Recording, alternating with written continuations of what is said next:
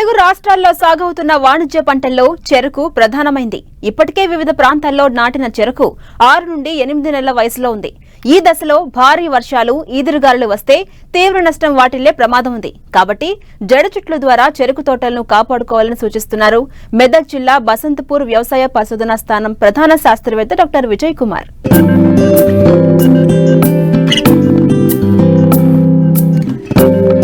తెలుగు రాష్ట్రాలలో అధిక విస్తీర్ణంలో సాగుతున్న వాణిజ్య పంట చెరకు. 12 నెలల పాటు కొనసాగే ఈ దీర్ఘకాలపు పంటను కొంతమేర వర్షాధారంగానూ అధిక శాతం నీటి పారుదల కింద సాగు చేస్తున్నారు. ప్రస్తుతం 6 నుండి 8 నెలల దశలో చెరకు తోటలు ఉన్నాయి. వర్షాకాలం ప్రారంభం కావడంతో ఈదురుగాలుల ప్రభావం ఎక్కువగా ఉంటుంది. చెరకు పడిపోతే గడలపై కణుపుల వద్ద కొత్త పిలకలు వచ్చి దిగుబడి తగ్గిపోతుంది. పడిపోయిన తోటల్లో ఎలుకలు, పందులు చేరి నష్టాన్ని కలుగజేస్తాయి. చెరకు తోటలు పడినప్పుడు గడలపై పగుళ్లు ఏర్పడి పంచదార దిగుబడులు తగ్గిపోతాయి. దుబ్బలు ఎండిపోయి కార్సి పంటలో దిగుబడులు తగ్గుతాయి. అందువల్ల బాగా ఎదిగిన చెరకు తోటలు పడిపోకుండా ఎలాంటి చర్యలు చేపట్టాలో వివరిస్తున్నారు మెదక్ జిల్లా బసంత్పూర్ వ్యవసాయ పరిశోధనా స్థానం ప్రధాన శాస్త్రవేత్త డాక్టర్ విజయ్ కుమార్. వర్షాకాలంలో వచ్చే అధిక వర్షాలకు, బలమైన గాలులకు చెరకు పంట పడిపోతూ ఉంటుంది. అయితే ఇట్లా పడిపోకుండా ఉండడానికి కొన్ని మెలకువలు తీసుకున్నట్టయితే మంచి యాజమాన్య పద్ధతిలో అధిక దిగుబడి రావడానికి అవకాశాలు ఎక్కువ ఉంటాయి. అయితే ముఖ్యంగా చూసుకున్నట్టయితే ఇంకా చెరకు పంట పడిపోయినప్పుడు ఈ చెరకు కనుపులు భూమికి తగలటం వలన ఈ కనుపుల దగ్గర నుంచి వేలు పుట్టుకొచ్చి ఈ గడ బరువు తగ్గిపోవడం జరుగుతూ ఉంటుంది. అంతేకాకుండా చెరకు గడల్లో ఉన్నటువంటి రసనాణ్యత కూడా తరుగుదల మనం చూస్తూ ఉంటాం. అయితే సకాలంలో మొదల వరకు మట్టిని ఎగదోయడం, అదేవిధంగా చెరుకును జడ చుట్లు వేసుకున్నట్టయితే ఈ చెరుకు వర్షాకాలంలో వచ్చే బలమైన గాలులు, వర్షాలకు చెరుకు పంట పడకుండా ఉండడానికి ఆస్కారం ఉంటుంది. అయితే ముఖ్యంగా ఏంటంటే చెరుకు ఎదుగుదల మరియు పంట కాలాన్ని బట్టి 2 నుంచి 3 సార్లు జడ చుట్లు వేస్తూ ఉంటారు. ముఖ్యంగా మనము జనవరి, ఫిబ్రవరి మాసంలో వేసినటువంటి చెరుకును చూసుకున్నట్టయితే కనుక ఈ వర్షాకాలం వచ్చేసరికి 2 మీటర్ల ఎత్తు పైన పెరుగుతూ ఉంటుంది. ఎప్పుడైతే మనము మొదటి జడ చుట్లు వేసుకుంటూ ఉంటామో 2 మీటర్లు దాటినప్పుడు ఈ మొదటి జడ చుట్లు వేసుకోవాల్సిన అవసరం ఉంటుంది. అయితే కొంతమంది రైతులు ఏం చేస్తుంటారంటే నిజామాబాద్ తదితర ప్రాంతాల లోపల ఒక్కొక్క దుబ్బుని మెలివేసి జడ చుట్లు వేస్తూ ఉంటారు. అయితే ఇది అంత ప్రయోజనం చేకూరదు. సామాన్యంగా జడ చుట్లు వేయాలంటే వరుస పొడుగున దుబ్బులన్నీ కూడా దగ్గరకు లాగి కింది ఆకులను మెలివేసి జడ చుట్లు వేయాల్సి ఉంటుంది. రెండో జడ చుట్లు వేస్తున్నప్పుడు 2 వరుసలను కలిపి జడ చుట్లు వేసుకున్నట్టయితే భూమి నుంచి కొంత పట్టు వచ్చి అధిక వర్షాలకు పడకుండా ఉండడానికి కూడా ఆస్కారం ఎక్కువగా ఉంటుంది. అయితే ఇక్కడ గమనించవలసిన కొన్ని అంశాలు ఉన్నాయి. శాస్త్రీయంగా చూసుకున్నట్టయితే కనుక కొంతమంది రైతులు వచ్చి రాని ఆకులన్నీ కూడా మెలివేసి జడ చుట్లు వేస్తూ ఉంటారు. ఇలా వేయడం వల్ల దీని ప్రభావము చెరుకు దిగుబడి పైన కూడా పడుతూ ఉంటుంది. అంటే వృక్షధర్మ స్వరూపాన్ని బట్టి చూసుకున్నట్టయితే కనుక ఆకుల విస్తీర్ణ సూచిక అని మనం గమనిస్తూ ఉంటాం. ఈ ఆకుల విస్తీర్ణ సూచిక ఎప్పుడైతే 6 నుంచి 8 ఉంటుందో ఇది దిగుబడికి ఏమాత్రం కూడా నష్టం చేయకుండా ఉంటుంది. కొంతమంది ఏం చేస్తుంటారంటే మొత్తం ఆకులు మెల్లివేయడం వలన ఎదుగుదల అంతరాయం ఏర్పడి చెరుకు తోట నాశనం అవుతూ ఉంటుంది. అయితే శాస్త్రీయంగా చూసుకున్నప్పుడు ఈ పైన 8 ఆకులను వదిలిపెట్టి కింద ఉన్నటువంటి ఆకులను మాత్రమే జడ చుట్లు వేసుకున్నట్టయితే మంచి ప్రయోజనం చేకూరి ఎక్కువ లాభం జరగడానికి అవకాశం ఎక్కువగా ఉంటుంది. ఇంకోటి ఏంటంటే మామూలుగా మనము వర్షాకాలంలో వచ్చినప్పుడు కొంత వేసవిలో ఎరువులను వేయవలసిన అవసరం ఉంటుంది. ముఖ్యంగా చివరి దఫా ఎరువులైనటువంటి నత్రజని, మరి అదేవిధంగా పొటాష్ ఎరువులు అంటే ఒక 50 కిలోల యూరియా రూపంలో ఉన్నటువంటి నత్రజనిని, అదేవిధంగా 30 కిలోల మ్యూరేట్ ఆఫ్ పొటాష్ రూపంలో ఉన్నటువంటి పొటాష్ ఎరువులను కనుక వేసుకున్నప్పుడు ప్రక్రియలన్నీ కూడా వేగవంతంగా జరిగి మొక్క ఎదుగుదలకు తోడ్పడుతూ ఉంటుంది. అంతేకాకుండా ఈ వర్షాలు వచ్చే సమయంలో చిరుజల్లులు పడినప్పుడు ఈ కలుపు కూడా విపరీతంగా పెరుగుతూ ఉంటుంది. దీని ప్రభావం అంతా కూడా చెరుకు ఎదుగుదలకు కుంటుపడడం కూడా మనం గమనిస్తూ ఉంటాం. అయితే ఇలాంటి తరుణం లోపల కలుపుని పెరగకుండా కొన్ని మెలకువలు అంటే సమగ్ర కలుపు యాజమాన్య పద్ధతిలో కొన్ని మెలకువలు తీసుకున్నట్టయితే మంచి ఫలితాలు వస్తున్నట్టు కూడా తెలియజేస్తూ ఉన్నాం. అంటే ఇప్పుడు ఉదాహరణకి దూరపు చాలల్లో చెరుకు వేసుకున్నప్పుడు యంత్ర పరికరాలతో కానీ లేకపోతే కలుపు మందులతో కానీ కలుపును సమర్థవంతంగా నివారించుకోవచ్చు. అదే దగ్గరగా వేసుకున్నప్పుడు ఒక్కోసారి కలుపు మొక్కల మధ్యలో ఉన్నప్పుడు ఈ కలుపునంతా కూడా ఈ కూలీలతో కానీ లేకపోతే దొంతితో కానీ కలుపు కూడా నివారించుకోవడానికి అవకాశం ఎక్కువగా ఉంటుంది. అయితే చెరుకు ఏపుగా పెరిగినప్పుడు వచ్చే కలుపులు అంటే దాదాపు గడ్డి జాతి కలుపు మొక్క ఉంటుంది, అదేవిధంగా వేలపాటి ఆకులు కలుపు మొక్కలు ఉంటాయి. ఇలాంటి కలుపు మొక్కలు నివారించుకోవడానికి మెట్ సల్ఫ్యూరాన్ మిథైల్ అంటే 12 గ్రాముల మెట్ సల్ఫ్యూరాన్ మిథైల్ని 200 లీటర్ నీటి లోపల కలిపి ఈ చెరుకు వరుసల మధ్యన కనుక ఈ కలుపు ఉన్నట్టయితే ఆ కలుపు మధ్యలో కొట్టినప్పుడు ఈ సమర్థవంతంగా కలుపు నివారించడానికి అవకాశం ఎక్కువగా ఉంటుంది. ఇటీవల కాలం లోపల ఈ తుంగ నివారించుకోవడానికి కూడా మంచి కలుపు మందులు మార్కెట్ లోపల లభ్యమవుతా ఉన్నాయి. దాన్నే హాలో సల్ఫ్యూరాన్ మిథైల్ అంటారు. ఇదే 30 గ్రాముల హాలో సల్ఫ్యూరాన్ మిథైల్ని 200 లీటర్ నీటి లోపల కలిపి ఈ తుంగ ఉన్నటువంటి ప్రాంతంలో కనుక పిచికారీ చేసుకున్నట్టయితే సమర్థవంతంగా కలుపు నివారించుకోవడానికి అవకాశం ఎక్కువగా ఉంటుంది. జడ చుట్టూ వేసేటప్పుడు భూమిలో తగినంత పదును ఉండాలి, లేదంటే గడలు విరిగిపోయే ప్రమాదం ఉంది. మొవ్వులోని 8 పచ్చని ఆకులను వదిలి మిగిలిన ఆకులను విరిచి జడ చుట్టూ వెయ్యాలి. పంట పెరిగే కొద్దీ 2 నుండి 3 వరుసల్లో జడ చుట్టూ వెయ్యవచ్చు. దీనివల్ల దిగుబడితో పాటు పంచదార దిగుబడి కూడా పెరుగుతుంది.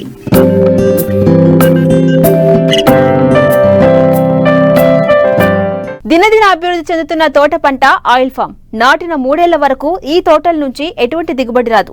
రైతులు మొదటి 2-3 సంవత్సరాలు మాత్రమే అంతర పంటలు సాగు చేస్తుంటారు. ఆ తర్వాత చెట్లు ఎత్తు బాగా పెరుగుతాయి కనుక నీడ ఎక్కువగా ఉండి అంతర పంటల సాగుకు అంతగా అనుకూలంగా ఉండదు అనేది రైతుల అభిప్రాయం.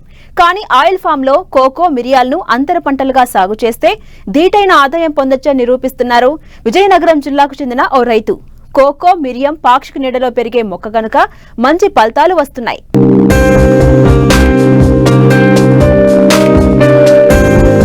ఇదిగో ఇక్కడ చూడండి, ఆయిల్ పామ్ తోట దట్టంగా అడవిలా కనిపిస్తోంది కదూ.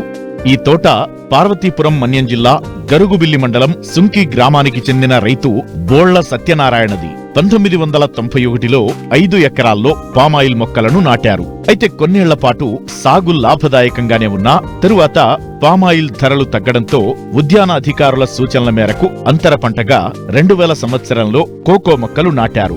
ఉభయ గోదావరి, కోస్తా జిల్లాలో మిరియాల సాగును చూసిన రైతు పామాయిల్ మొక్కలను అనువుగా చేసుకుని మిరియాల మొక్కలను నాటారు. ప్రస్తుతం కోకో, మిరియాల పంటపై వచ్చిన ఆదాయాన్ని ప్రధాన పంట అయిన ఆయిల్ పామ్ కు పెట్టుబడిగా పెడుతున్నారు. ఆయిల్ పామ్ పై వచ్చినది నికర ఆదాయం అంటున్నారు రైతు.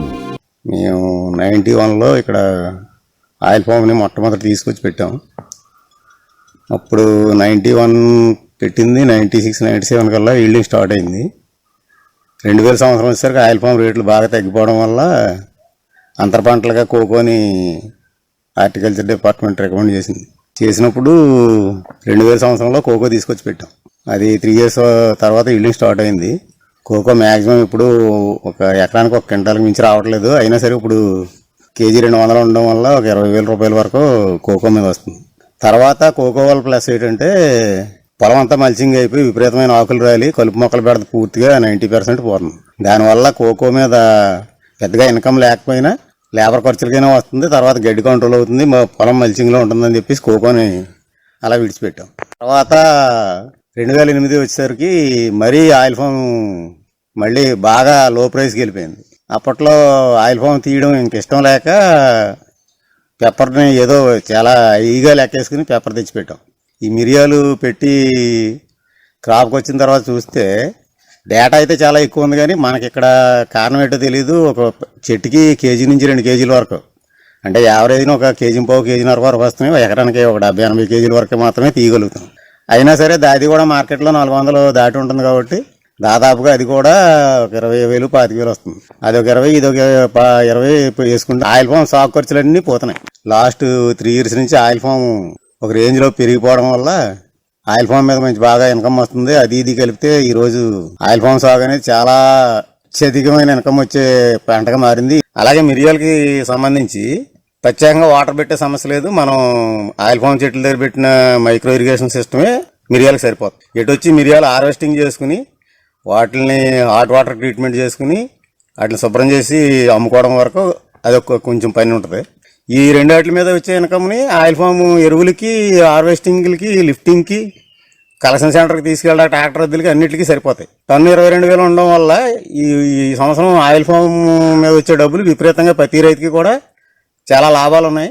ఆయిల్ పామ్ దీర్ఘకాలపు పంట.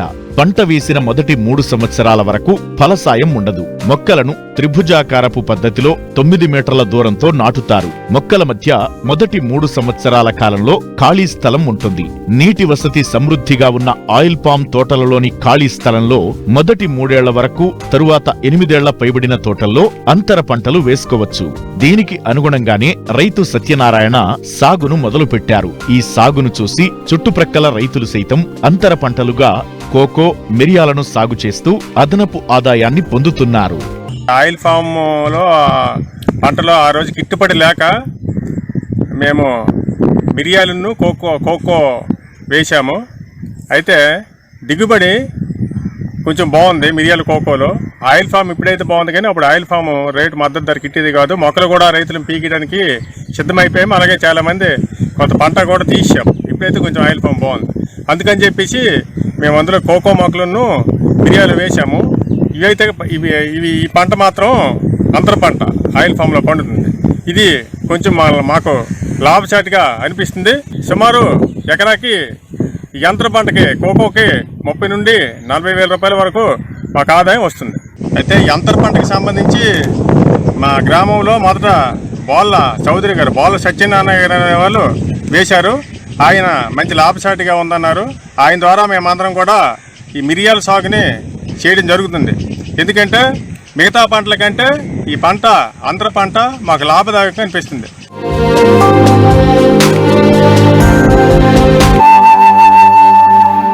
పుచ్చ సాగు వేసవికి అనుకూలమైన పంట. కానీ ప్రస్తుత కాలంలో అన్ని కాలాలకు అనువైన రకాలు రావడం వల్ల మన రైతులు అన్ని కాలాల్లో సాగు చేస్తున్నారు. కానీ పొడి వాతావరణంలోనే అధిక దిగుబడి వస్తుంటుంది. మార్కెట్లో కూడా ధర బాగుండటంతో పశ్చిమ గోదావరి జిల్లాకు చెందిన ఓ రైతు ప్రతి ఏటా వేసవిలో సాగు చేస్తూ మంచి లాభాలను పొందుతున్నారు.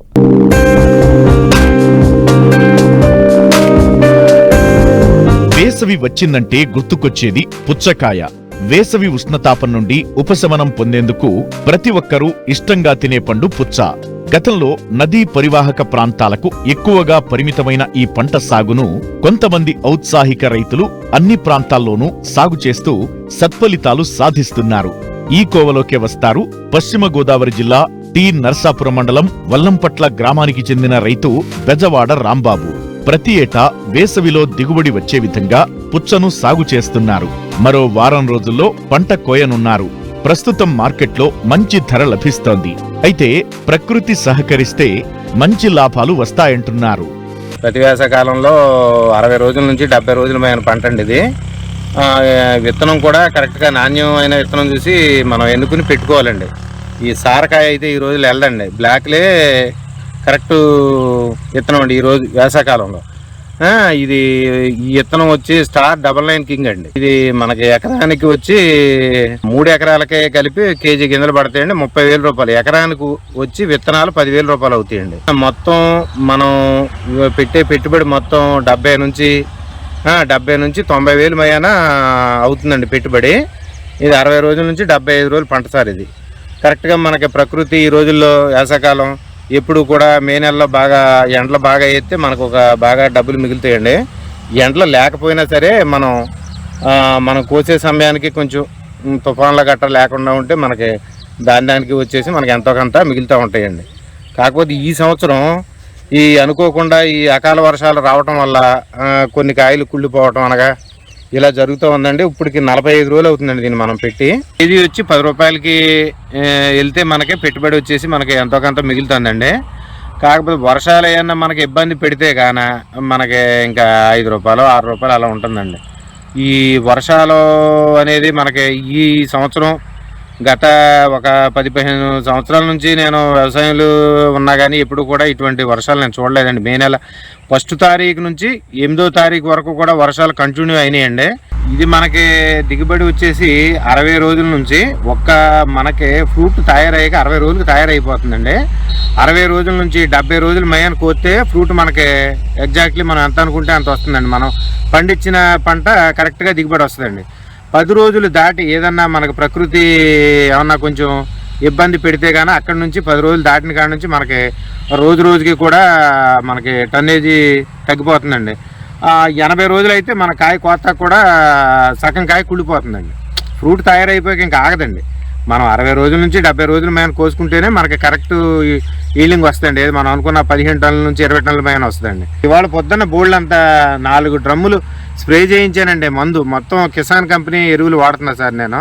మొట్టమొదటి కానీ స్ప్రేయింగ్కి కానీ బలం మందులు కానీ మొత్తం డ్రిప్తోనే ఎక్కిస్తానండి. మొత్తం అంతా కూడా చాలా పద్ధతి ప్రకారం చేసుకొచ్చాం సార్.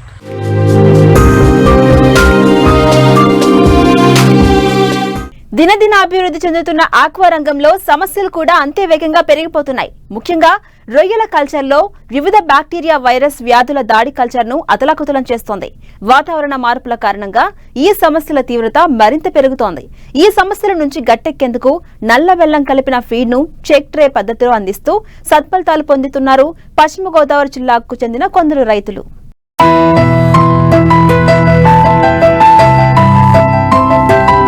వ్యవసాయంతో పాటు అనుబంధ రంగాల్లోనూ రైతులు మంచి లాభాలు పొందుతున్నారు. అందులో రొయ్యల పెంపకం ఒకటి. ఆంధ్రప్రదేశ్లో వనామీ రొయ్యల సాగు విస్తృతంగా సాగుతోంది. అయితే వాతావరణ మార్పులు, పలు రకాల వ్యాధులు వస్తున్నాయి. వీటికి తోడు నాణ్యమైన పిల్ల దొరక్కపోవడంతో పాటు మేత కారణంగా నష్టాలు చూడాల్సి వస్తోంది. ఈ పరిస్థితుల్లో పెట్టుబడులు తగ్గించుకుంటూ రొయ్య పిల్లల వ్యాధి నిరోధక శక్తిని పెంచేందుకు మేతలో నల్లబెల్లం వాడుతున్నారు పశ్చిమ గోదావరి జిల్లా భీమవరం మండలం వెంప గ్రామానికి చెందిన కొందరు రైతులు. అంతేకాదు ఫీడ్ను వృధా చేయకుండా చెక్ ట్రే విధానంలో అందిస్తున్నారు. ఇవాళ వనామీ ట్యాంకుల్లో pH ప్రాముఖ్యత చాలా ఎక్కువగా ఉంటుంది.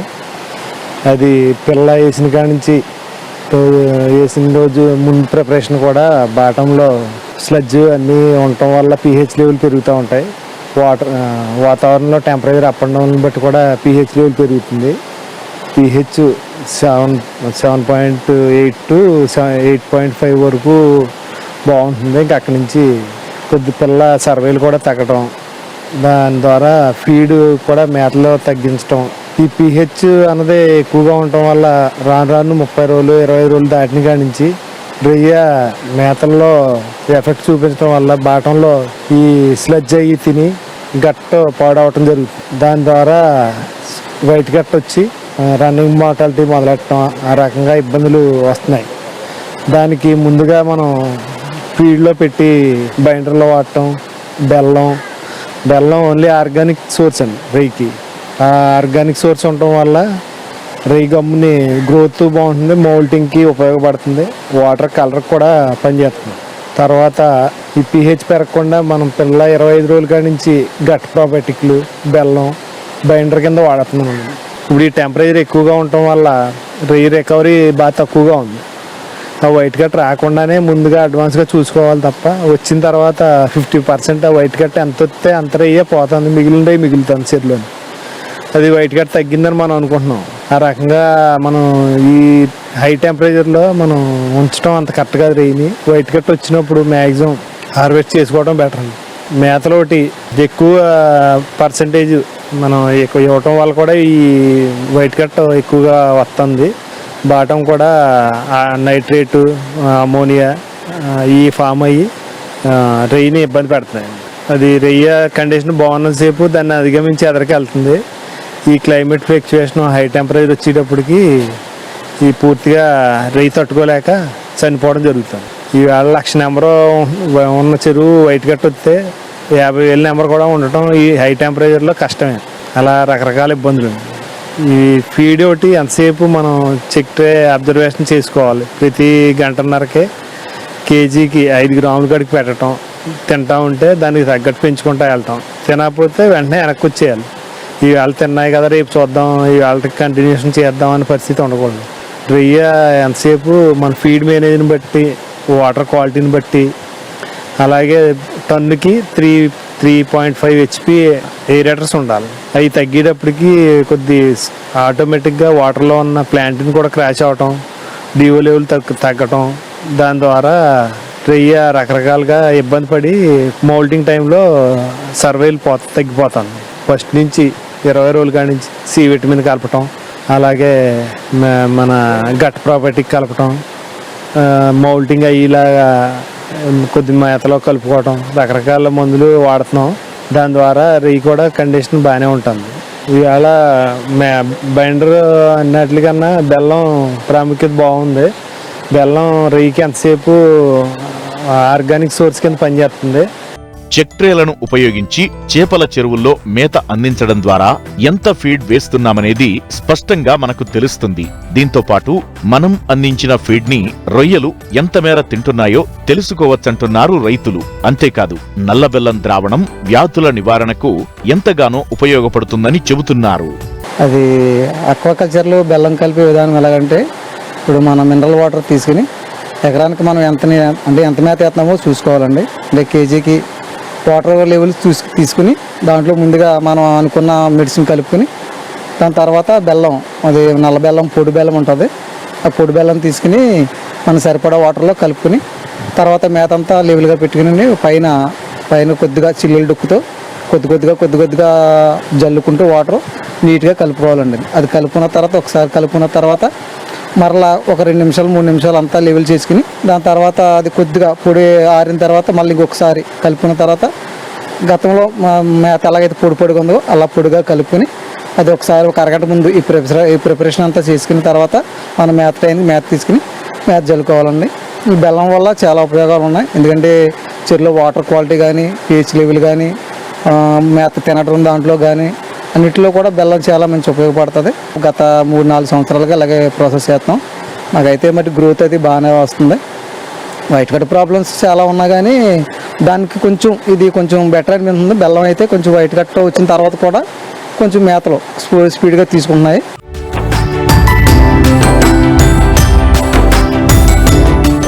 హైబ్రిడ్ పత్తిలో నూతన రకం NCS 858 విజేతని విడుదల చేశారు న్యూజివీడ్ సీడ్స్ చైర్మన్ ప్రభాకర్ రావు. ఇది ప్రత్యేకంగా ఆంధ్రప్రదేశ్, తెలంగాణ, కర్ణాటక రాష్ట్రాల్లో పత్తి వ్యవసాయంలో విప్లవాత్మక మార్పులు తీసుకురాబోతుందని ఆయన అన్నారు.